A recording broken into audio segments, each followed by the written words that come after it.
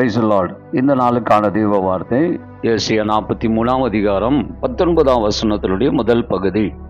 இதோ நான் புதிய காரியத்தை செய்கிறேன். புதிய காரியத்தை நான் செய்கிறேன் என்று ஆண்டவர் சொல்லும்போது, ஆண்டவர் அங்கே ஒரு புதிதான அல்லது ஒரு வித்தியாசமான ஒரு தன்மையை கர்த்தர் குறிப்பிட்டு காண்பிக்கிறார். புதிய காரியத்தை செய்கிறார் என்றால் என்ன அர்த்தம்? யாத்ராகமம் புஸ்தகம் 34 அதிகாரம் 10 வசனத்தை நீங்க வாசிக்கும் போது, எந்த ஜனத்திலும் செய்திராத ஒன்றை நான் உனக்கு செய்ய விரும்புகிறேன் என்று சொல்லுகிறாரே, அதுதான் கர்த்தர் செய்கிற ஒரு புதிய காரியமா இருக்கிறது. அவருடைய தரத்துல ஒரு புதிதாய் இருக்கிறது. அருமையானவர்களே, ஆண்டவர் உங்களுக்கும் எனக்கும் செய்ய வேண்டும் என்று நினைத்தால் அது புதிய காரியம் செய்கிறேன் என்று சொல்லுவார் என்றால், ஏற்கனவே யாருக்கோ செய்ததல்ல, யாருக்கும் செய்யாத ஒரு காரியத்தை உங்களுக்கும் எனக்கும் ஆண்டவர் செய்ய அவர் ஆயத்தமாயிருக்கிறார். ஒரு எடுத்துக்காட்டை உங்களுக்கு வைக்க விரும்புகிறேன்.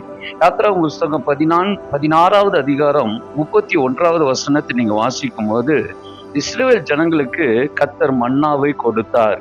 இந்த மன்னா, கர்த்தருக்கு ஸ்தோத்திரம், இதுவரைக்கும் யாரும் பார்த்திராத ஒன்று, இதுவரைக்கும் யாரும் ருசி பாராத ஒன்று.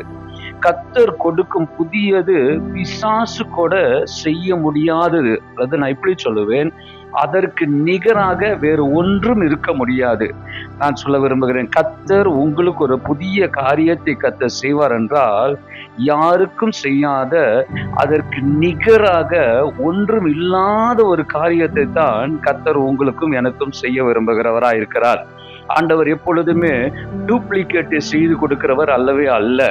சங்கீதங்களின் புஸ்தகம் 78:25 வசனத்தை நீங்க வாசிக்கும் போது, தூதர்களினுடைய அப்பம் என்று சொல்லுகிறது. இந்த தூதர்களுடைய அப்பம் இந்த உலகத்துல யாருமே செய்ய முடியாது.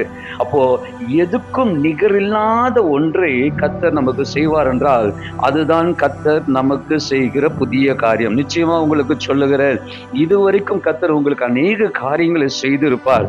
ஆனால் நான் உனக்கு ஒரு புதிய காரியத்தை செய்கிறேன் என்று ஆண்டவர் உங்களுக்கு வாக்கு கொடுப்பார் என்றால், எதற்கும் நிகரில்லாத ஒன்று, யாருக்கும் செய்யாத ஒன்றை கர்த்தர் உங்களுக்கு செய்வாராக.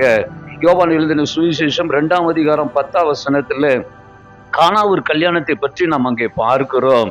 அந்த 2வது வந்த திராட்சரசத்தை குடித்து விட்டு அங்க இருக்கிற அந்த கல்யாண வீட்டுக்காரர்கள் சொல்லுகிறார்கள், இதுவரைக்கும் இப்படிப்பட்ட ருசியை நாங்கள் பார்க்கவே இல்லையே என்று சொல்லுகிறார்கள்.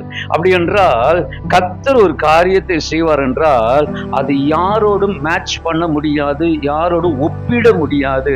அப்ப ஆண்டவர் ஒரு புதிய காரியத்தை செய்வார் என்றால் அது யாரோடும் ஒப்பிட முடியாத அளவுக்கு கர்த்தர் செய்கிறார்.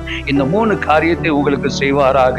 என்னவென்றால், யாருக்கும் செய்யாத காரியத்தை உங்களுக்கு செய்வாராக, எதுக்கும் நிகரில்லாத காரியத்தை கர்த்தர் உங்களுக்கு செய்வாராக, எதற்கும் ஒப்பிடாத அளவுக்கு கர்த்தர் உங்களுக்கு புதிய காரியங்களை செய்வாராக. அதை நீங்கள் பெற்றுக்கொள்ளும் போது நீங்கள் பெரிய ஆசீர்வாதங்களை பெற்றுக்கொண்டீர்கள் என்று அறிவீர்கள். கர்த்தர் உங்களை ஆசீர்வதிப்பாராக. God bless you.